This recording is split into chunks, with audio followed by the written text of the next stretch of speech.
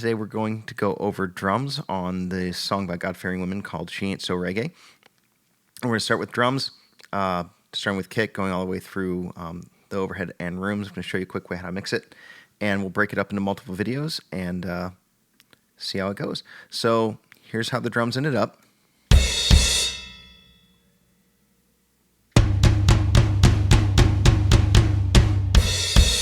Let's show you how the kick ended up.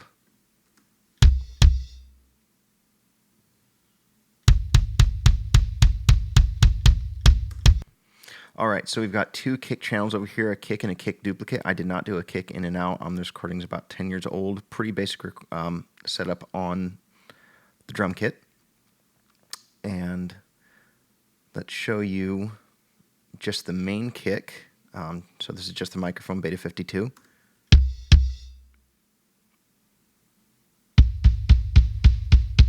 And here is without any processing.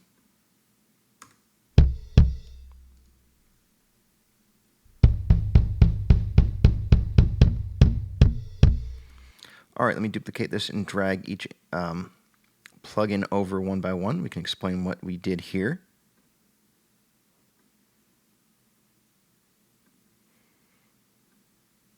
First thing I did was find the fundamental frequency, which is 65 Hertz. So what you do there was the quick tutorial on finding your fundamental frequency. You will see if I hit play, roughly sort of a peak in the low end. So that gave me a hint of where to look for.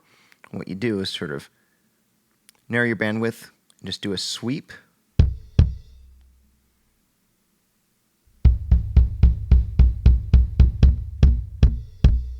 And you'll notice as you go toward the fundamental, the low end, you actually hear it get a little thumpier.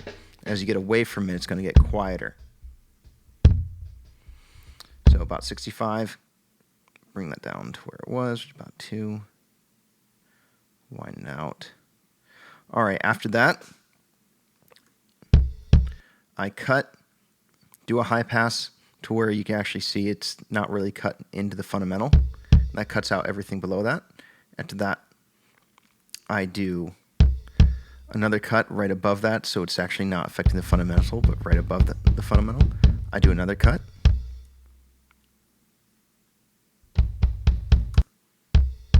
That's sort of your big one right there. So that's cutting out just a lot of the low-end junk that you don't need. I do another one above that around 700.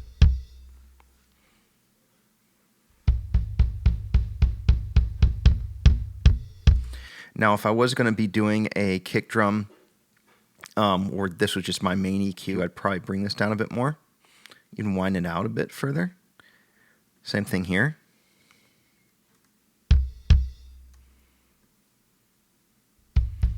And even do a boost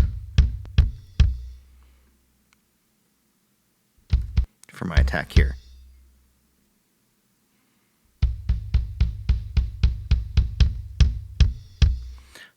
I didn't do that on this one. I went another route, but there. Okay. So after that, I use this American Class A. Let's mute all this.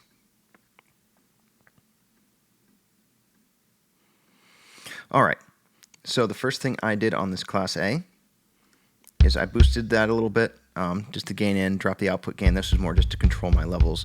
Nothing fancy there.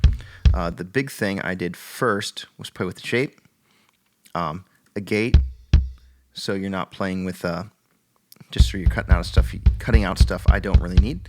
Add a little bit of sustain and a little bit of punch. So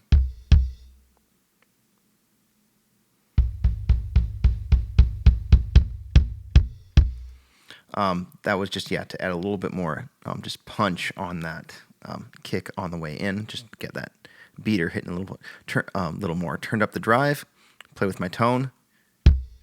After that, shelving EQ. Mainly just trying to get rid of all that low end that I don't need. I actually added some of that 65 back in a little bit later. Same thing, cut out your low mids, or lows. Boost at 5K for attack, boost at 7K for also attack.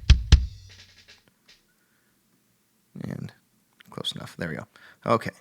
After that, another API 560, just really adding on the 4 and 8K bands, just for a little more, tack on that beater.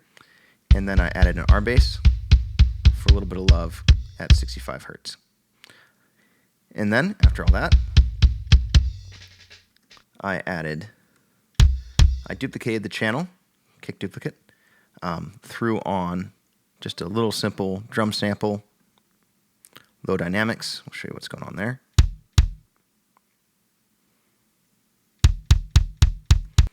Added a good amount of attack because I was just really being aggressive on this mix, and ended up with the kick drum.